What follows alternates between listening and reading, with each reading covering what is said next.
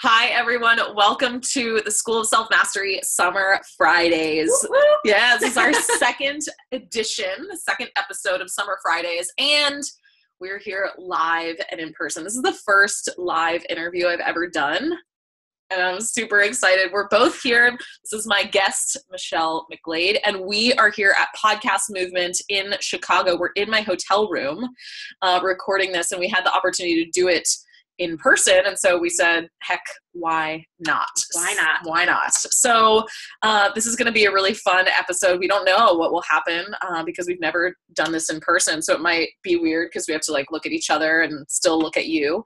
But we're so excited to be here. And I'm going to let Michelle tell you a little bit about herself. Tell everyone kind of who you are, what you do.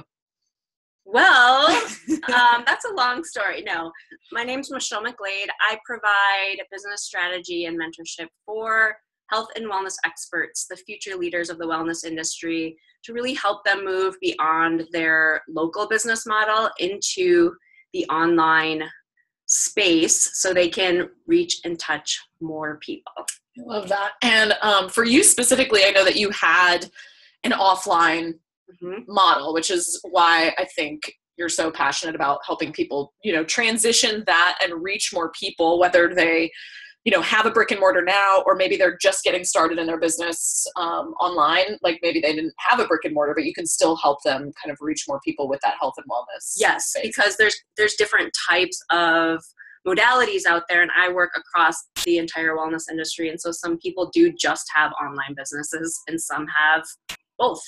I love it. So today we're going to talk specifically about community because, and if you're listening to this, obviously you're in my community in some capacity. Maybe you're in Michelle's community if she shared this with you. But community has been so important in both of our lives and businesses. And Michelle is really good at that's kind of like your thing.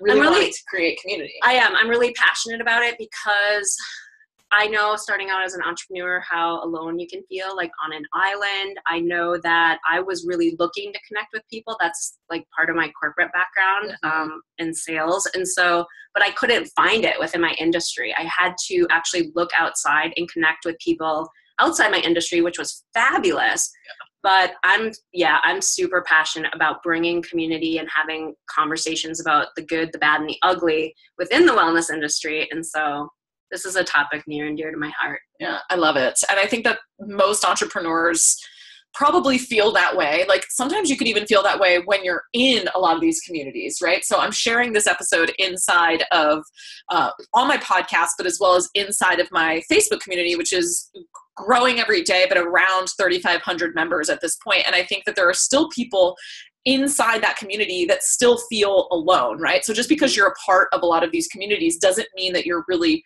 engaging and utilizing community in the full aspect of the word, right? And so I think that that's something I definitely want to dive into because it doesn't help to just join a community. You really have to utilize that community. Yeah, and that's exactly what I talk with my clients about and really encourage and try to model and lead for the people inside my community. Mm-hmm. Yeah.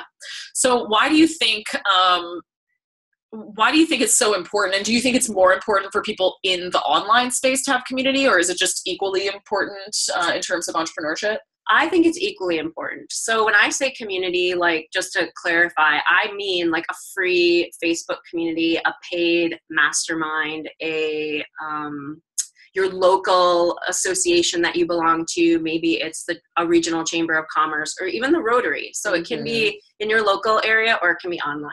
Mm-hmm. So either way, it doesn't matter, however you want to do that. Mm-hmm. Just the power of connecting to other people so that you're not sitting on this island, essentially. Yeah, I wish I had a statistic, and if somebody does, let us know. Let us know. I'll find it eventually, but I believe, I just know it because I've seen it. Just being a part and truly engaged in a community is going to, I would say probably 99.9% ensure your business is not going to fail, and it's certainly going to accelerate your results. If you're utilizing that community. If you're leveraging it. is the word I like to use, and that, if you're truly leveraging. And I've been talking about this recently, not community specifically, but the idea of the workspace as a solopreneur or as an entrepreneur that we have given ourselves is not really built for high performance, like working alone in our homes without managerial support or without a team maybe to even report out to or to set deadlines, or we're at home and we have Netflix that's asking for our attention, or our couch that looks really great, or our husband who is interrupting us every 5 moments. Not that happens at our house, but like it's not really a high performance space that we've set ourselves up in. And so I think that adding that community definitely improves that opportunity to perform better in your own business. Yes. So I think that like all the things that we're going to talk about today are definitely going to help people utilize and leverage that idea of community more, because ultimately, like Michelle said, that's going to help you, succeed in business. And I think it's also going to help you have more fun. Oh yeah.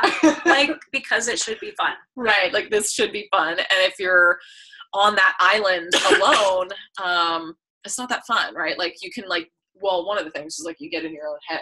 Yeah. And it's like, and then you're down the rabbit hole.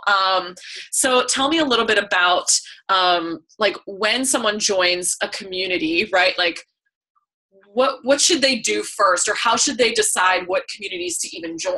I think that it's about finding the right one for you. So what I always tell my clients is to really look for a place you feel comfortable. Mm-hmm. Like there's no right or wrong community to join. Mm-hmm. It's just a place where you can show up and be yourself authentically. I think you're going to be more likely to be successful that way, just being able to be who you are, and you're going to want to do it. Yeah.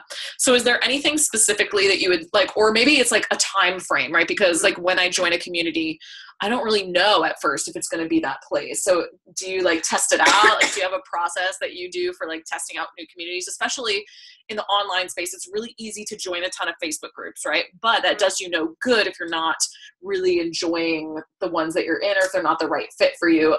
Same thing like offline, if you're joining some meetup groups or like BNI as an entrepreneur, great meetup groups. But if they're not the right fit for you, like how long should we give that to test it out? Give it a few shots, right? Like don't do a one and done. Right. Like, oh, I hate this place. I mean, 2 to 3 times for me is always enough, but there's no hard and fast rule. Use your intuition. Like, are you feeling good? Do you like the kind of people that you're connecting with? Does it feel authentic to you? So even like if you're in a Facebook group, just like scrolling to read some of the other things that are happening in there, or like I'm not in any LinkedIn groups, but I know that they run the same way. Or in person, if you're like just not feeling the vibe, or you are feeling the vibe, like just kind of go with that gut. Yeah, I really, one of the things I know we'll talk about is I like to connect one-to-one with people as well. And so I can get a real good sense right away, the kind of quality of people that I'm finding. Okay. Yeah. So once we join those rights, let's say we have some of those right communities, we're like, oh, I found a few good fits. And do you recommend like any certain like number of communities, or is it just kind of like based on your own, like how much you can handle? Because I know like a lot of people try to join a ton and then they can't really show up to any of them. Yeah, it's about showing up, and we'll talk about that too. But a rule of thumb, if somebody's just getting started, and a rule of thumb would be like 2 to 3 communities, I believe. But again, no hard and fast rule. I'm not kind of the cookie cutter person that's going to tell you, here's how you got to do it. Yeah. Make it work for you. Yep. So if you're finding yourself overwhelmed by like tons of communities, then maybe it's like, maybe pull back, right? Because it's much better to be able to show up to a few than to haphazardly not really show up in any of them. Exactly. And to be seen.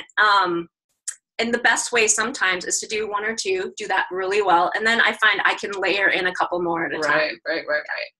Okay. So let's talk about like, you have this kind of like, we're going to work through each of these steps, but like setting goals when you go into a community, like what do you mean by setting goals when you go in there? Well, I laugh because it's surprising to me sometimes people are showing up and doing things, but they don't really know why they do. They're just like, I'm just going to if that's do this. You, like, I'm trying that, like, I just, it's a missed step. Like if you're going to spend your valuable time, you really want to know and understand why you're spending your valuable time going and showing up in these communities. What is the goal for you and how will you measure success? So that goes back to, is it right for you? Are you finding the results that you want from that community? Whether it's, you know, just connecting with like-minded people, that could be a reason.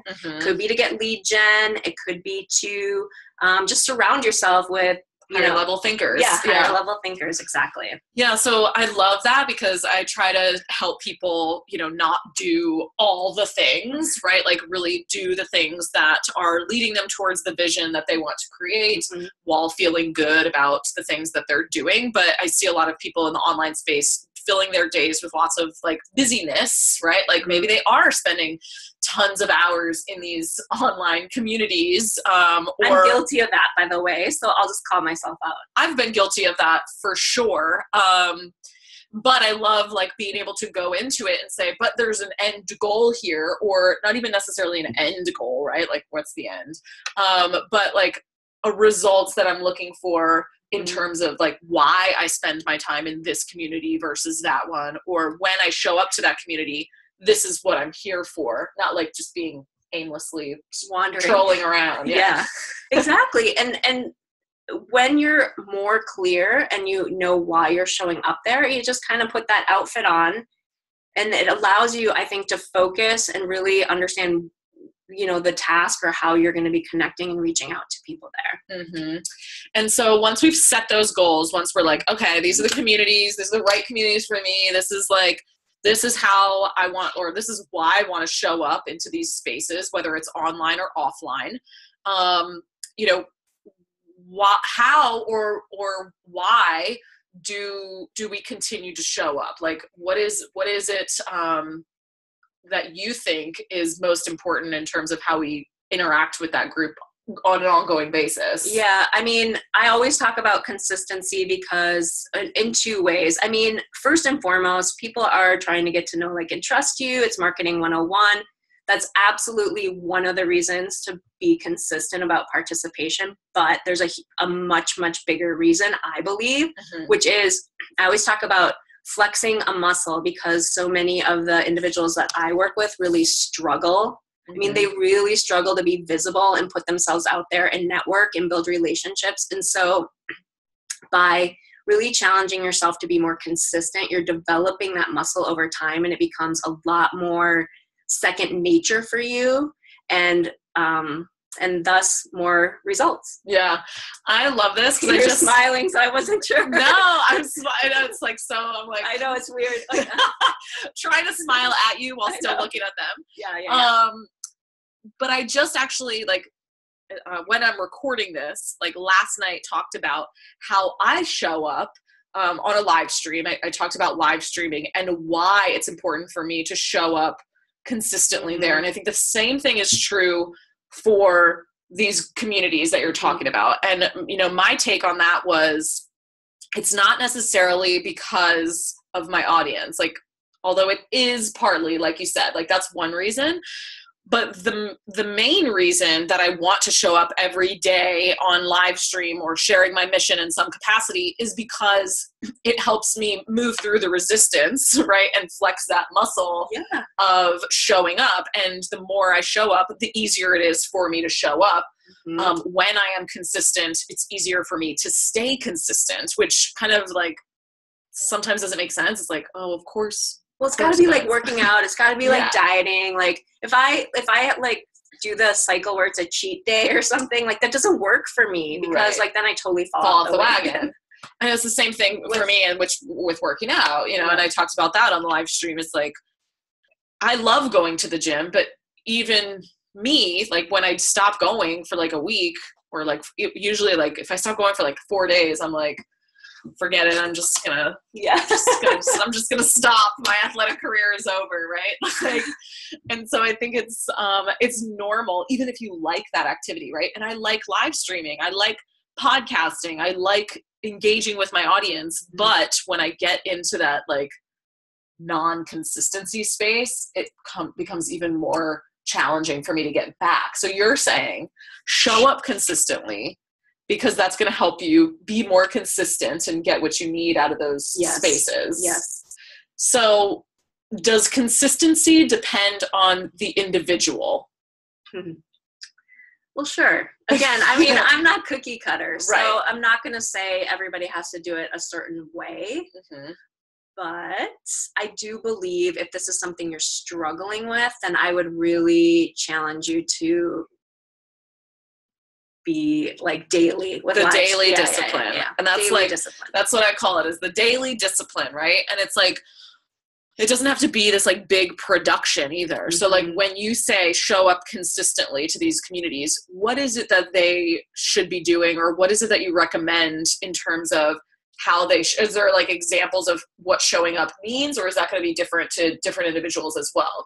No, well, to me, what it means is it's all about authenticity. So like I'm really huge into that. Like what you see is what you get. So I want people to be themselves, but I want them to show up and be really generous and giving and provide a lot of value as an active member, as an active contributor. So you're saying that if don't just lurk, I can't just lurk and count lurking. that as showing up. No. So in some capacity, I am either posting something of value if we're talking about a Facebook group or a LinkedIn group or something like that. In person, it might just be I'm going to make an effort to show talk up to people, and talk to one person. Like I say, one person this time, and then like challenge yourself 2 people next time, really work the muscle. Right. I love this conversation because we're at a live event, right? Like we're here at Podcast Movement Conference. And even though you see me here as like a much more like energized and I think socially outgoing person, when I get into that room tomorrow or later today with a bunch of people and I don't know them, my immediate reaction is to not talk to anyone, And so I think that it's such a good example, regardless of your personality type. I think a lot of people like try to say like, oh, well, I'm an introvert, so it's really hard for me, or it must be so easy for you because you're an extrovert. And I'm like this borderline introvert extrovert. And I think it's challenging for most people, but you can't use that as a crutch or an excuse, because ultimately we're trying to build relationships. We're trying to move our businesses forward, and you can't let that stop you, right? So to challenge myself over the next few days to say, there's so-and-so, or I'm going to introduce myself to 2 new people during this hour, right? Yep. Or today, right? Just giving myself those small stepping stones to stretch out of my comfort zone, because I think that most people think that it's just easy for people that are socially outgoing or can do this, right? But it's not easy for me. No. I was painfully shy as a child, so I actually really understand where people are coming from. I'm totally introverted. But here's what I tell my community is that that's no excuse. You chose this. You chose to be a business owner. You chose to basically be in sales, because if you're a business owner, you're in sales. And so your very first job is to communicate the value and what you have and bring to the table for your potential clients. And if you're not doing that, or you're not willing to do that, then the tough love I give is just get out now. Yeah, like you're not going to be in business. No, you're not. And if you're looking at me or looking at Adrian or looking around at other people saying it's easier for them, because you're completely wrong. It's a muscle. It's a muscle that I've developed and flexed over time. So it's much easier. But there's definitely situations where I still have to challenge myself as well. Yeah. So I love that, like giving ourselves like the, here's what I'm going to challenge myself with. And I'm going to do this over the next few days. And when this goes live on Friday, I'll report out to you how I'm doing. Because, like I said, it's not easy for me when it's people that I don't know that are new, or especially in like big settings like this. It's like, I also think like for me in the online space, I'm like, do they know me? Right.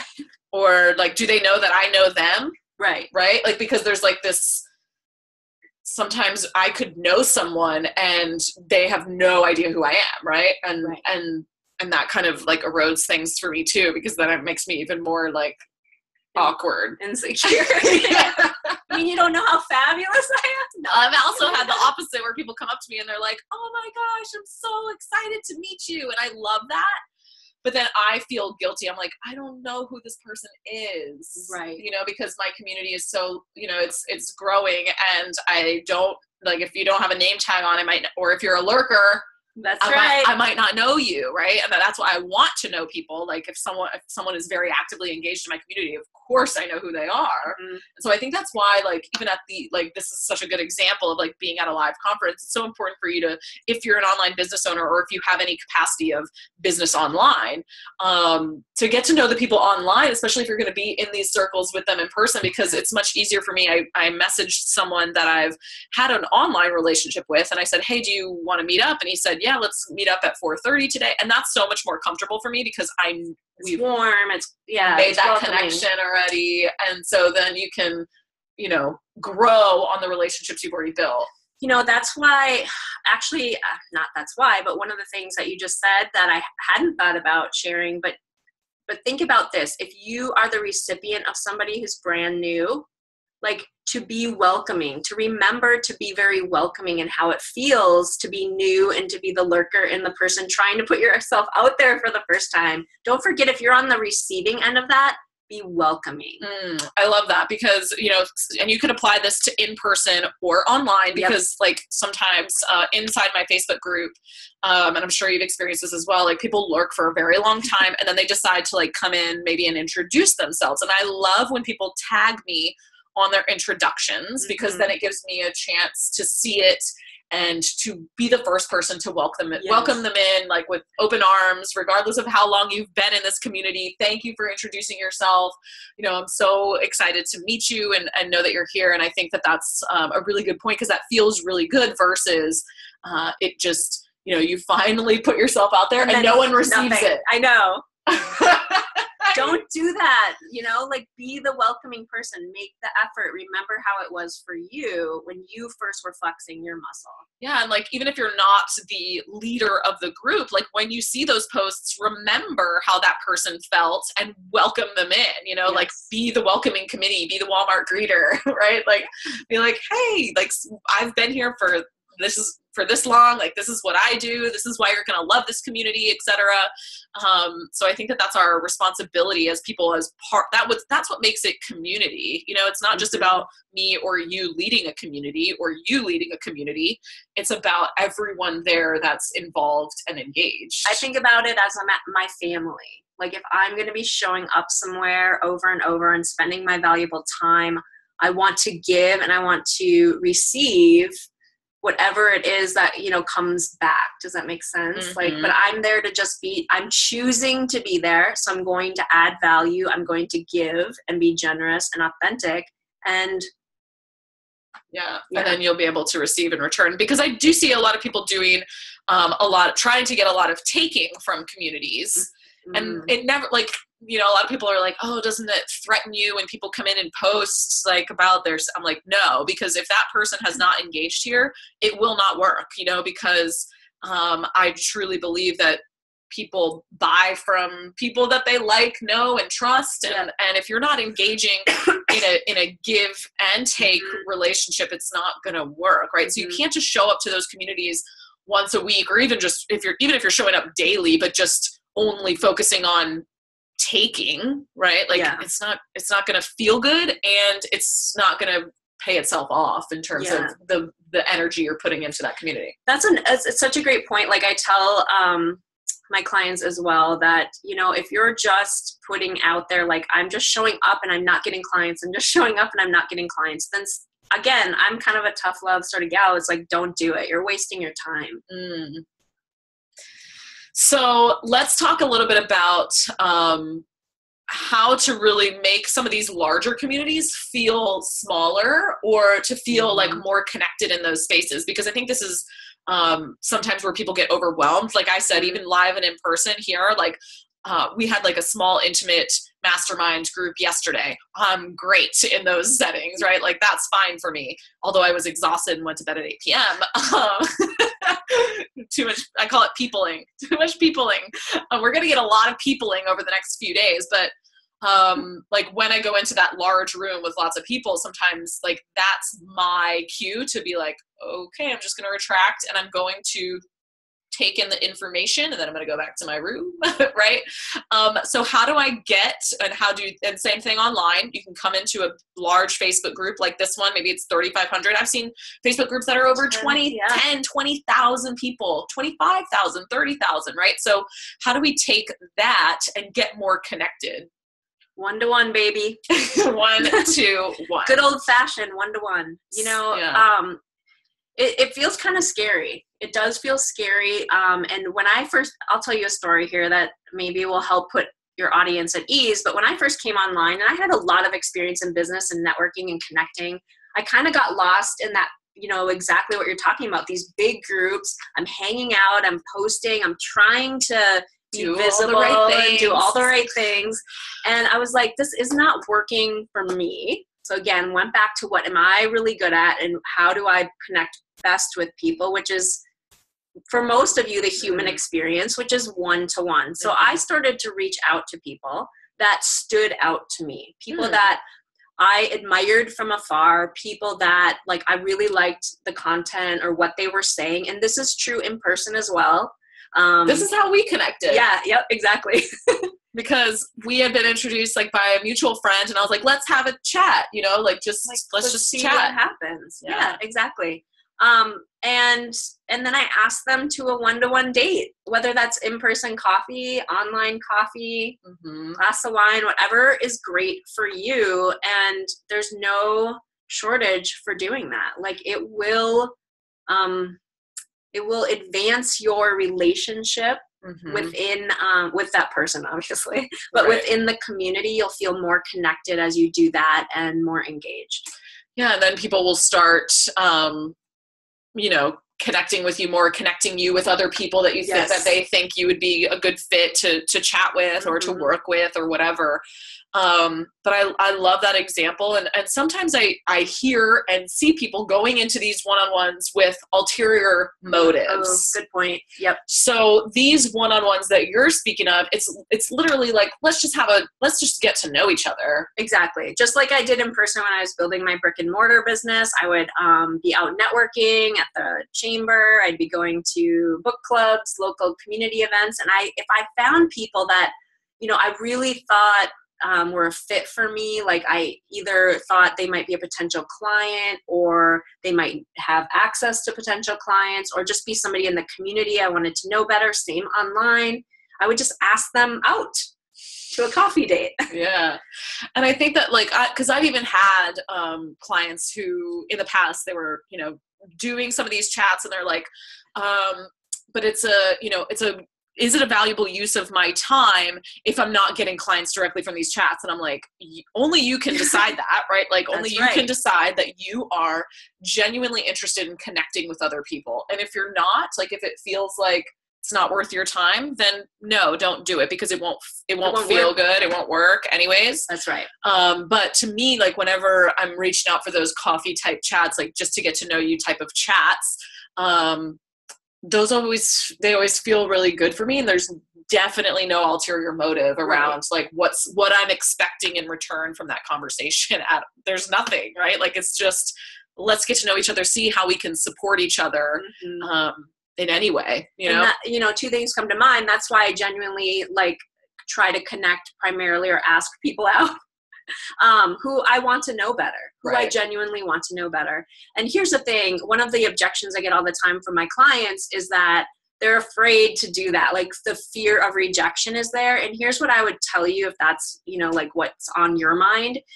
If they turn you away, then they're not the kind of person you want to connect with in the first place because they don't understand how powerful one-to-one connection can be. Or it's just not, or they're going to say something like, it's just not a good time right now, but I'd love to in the future. It'll be or they'll say yes. So one of those three scenarios. Yeah. Yeah, because if everyone in my community said I would love to have a coffee chat with you, I would probably die. Well, no. Right? Not die in a bad way, but like So not all at once, people. Not all at once. Same thing with Michelle, right? Yes. Like it's the same thing because you have a really large community as well. So I think that there's potentially a little bit of like, well, who is the right type of person that I should be reaching out to influencers? Should I be reaching out to mentors? Should I be reaching out to peers? Should I be reaching out to potential clients? Or do we not really even like look at it like that? And we just reach out to people that we're genuinely interested in connecting with, and we let them decide whether or not it's a good fit for them. Yes and yes, because here's the thing. If I want to get to know some influencers, I genuinely want to get to know some influencers. And I don't just get to know any of them. I get to know the ones that I, again, admire. Mm-hmm. I like what their message is. I'm interested in hearing more. Mm-hmm. If I want to get to know like some colleagues for some guidance and advice, I don't go to everybody who's appears to be at my level. I go to the people who I feel like I kind of already resonate with in some way, shape, or form. Mm-hmm. Because not everybody loves me. Like, you know, like there's just like I accept that. Like I'm not for everybody. I accept that I'm not for everybody. I don't know anyone who wouldn't like me. Nice person. So, and I just asked this because I'm, you know, as we're here at this conference event, right? Like Pat Flynn's here. He's someone I would love to connect with, right? But do I expect that Pat Flynn has time to meet with me for coffee? Like, no. But you can try. Okay, so that's not challenge yourself. So I guess that's he might say yes. He might be the kind of person that's like, sure. Yeah. But if he has 100 people that come to him right after his session tomorrow, I bet he's going to say no. So this is my lead-in question from this then. Yep. Do you ever pay to play? Well, pay to have access to those types of conversations, or pay to have access, like, I want to work with this person as a mentor, and so I'm willing to like join their program because then I know that those coffee chats will be a thing of the future if I am in their circle. And sometimes paying to be in their circle means obviously being mentored by them or something like that. Like, is that a viable option for people that really are interested in connecting with that person? I believe so. Yeah, I do. Because we're talking about community, but again, we're talking about free, paid, you know, mastermind, local. There's all kinds of different, you know, circles, if you will. Yeah. So I think that's like, you know, I just wanted to ask that because from a personal standpoint, I've definitely, I only invest in like mentors that I really want to genuinely connect with and learn from. But it has also advanced my connections in terms of who I'm able to reach out to and say, I'd like to have a coffee chat, right? Like Farnoosh Tarabi was someone I paid. She was my first big high dollar mentor that I invested in. And she is here at this conference. I emailed her and she said, yeah, let's meet up. Right. So that's an easier ask now because we're friendly. But I definitely paid her in the beginning to mentor me. But you didn't pay her to say yes time. No, I didn't pay her. See what I mean? Like you paid her to participate. It didn't guarantee that you were going to connect at a different level and stay connected. Agree. You hope that you know, like as a coach and people coming to me and working with me, like I plan to stay connected to all my people. Will I hit it off with all of them at the same level? No. Yeah. So I think that's just like, you know, when you invest in your mentors, I think just something to think about is like, what types of communities, what types of connections do you want to have? Are they the type of person that you would want to be friends with as well? Right. Yeah. Like, and I think that's like a really good indicator of who you should be surrounding yourself with. Like, I never have invested in a mentor that like, I wouldn't want to be friends with too, you know? Yeah. Like people I don't know. At the end of the day, I think you're like this too. It's just like, it's got to feel right. It's got to be someone I admire, somebody who's genuine, authentic. You know, I'm looking to do business, but I'm looking to do business just as me, in a stand-up way. I love it. And what's the last part of this? Like connecting with people one-on-one, and then do we leave it there? Like, no. No, don't do that. Don't do that. Don't waste your time like that. Follow up with people. Follow up.